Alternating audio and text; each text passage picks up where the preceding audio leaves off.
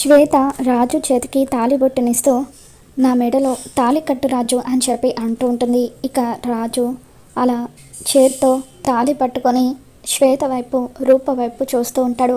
ఇక రూప ఏమీ మాట్లాడకుండా అలా నిలబడి చూస్తూ ఉంటుంది. ఇక అప్పుడు విరూపాక్షి బాధగా రాజుతో రాజు ఇప్పటికైనా నోరు విప్పు రాజు అని చెప్పి అంటూ ఉంటుంది. ఇక రాజు ఏం మాట్లాడకుండా అలా నిలబడి చూస్తూ ఉంటే నా మెడలో తాళి కట్టు రాజు అని చెప్పి ఇక అలా శ్వేత రాజు మీద ఒత్తిడి తీసుకొస్తూ ఉంటుంది.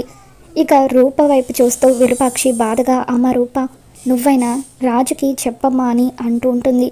ఇక అలా శ్వేత ఏమో కట్టురాజు అని చెప్పి అలా అంటూ ఉండగా ఇక ఉన్నట్టుండి రూప సడన్గా కళ్ళు తిరిగి పడిపోతుంది. దాంతో ప్రతాప్ ఒక్కసారిగా అమ్మ రూప అని చెప్పి అరుస్తూ రూప దగ్గరికి వస్తూ ఉంటాడు. మరి ఇంతకీ రూప ఎందుకు కళ్ళు తిరిగి పడిపోతుంది? ఒకవేళ రూప ప్రెగ్నెంటా? రాబోతున్న ఎపిసోడ్ ఏం జరగబోతుందో మళ్ళీ మన ఛానల్లో తెలుసుకుందాం. ఈ వీడియో నచ్చినట్లయితే తప్పకుండా లైక్ చేయండి.